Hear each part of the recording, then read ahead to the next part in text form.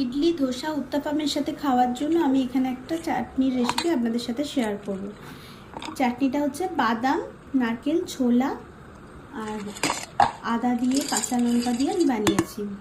এটা একদম ভেজভাবে বানিয়েছি, আমি কোনো পেঁয়াজ রসুনের ব্যবহার এতে করিনি। এতে ইচ্ছা করলে পেঁয়াজ, রসুন, টমেটোও অ্যাড করা যায়, কিন্তু সেটা আমি করিনি। প্রথমে আমি কিছুটা বাদাম নিয়েছি, আর ছোলা, কাঁচা লঙ্কা আর আদা।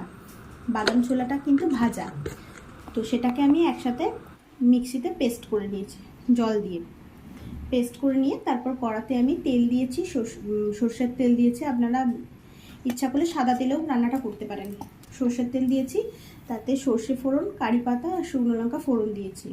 দিয়ে আমি ওই পেস্টটাকে ওই ফোড়নের মধ্যে ঢেলে দিয়েছি। ঢেলে নাড়াচাড়া করে, নুনটা আমি আগের থেকেই দিয়ে পেস্ট করে রেখেছিলাম যেহেতু, তাই নুনটা আলাদা করে দিইনি। তো আপনারা নুনটা কড়ার মধ্যেও দিতে পারেন। দিয়ে আমি এটা নামিয়ে নিয়েছি।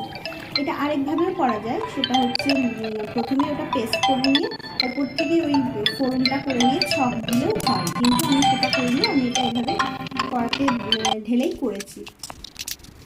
এটা টেস্ট ভীষণ ভালো হয়, সাউথ ইন্ডিয়ান যে কোনো খাবারের সাথে এটা খুব ভালো খেতে লাগে। আমি এটা উত্তপমের সাথে বানিয়েছিলাম।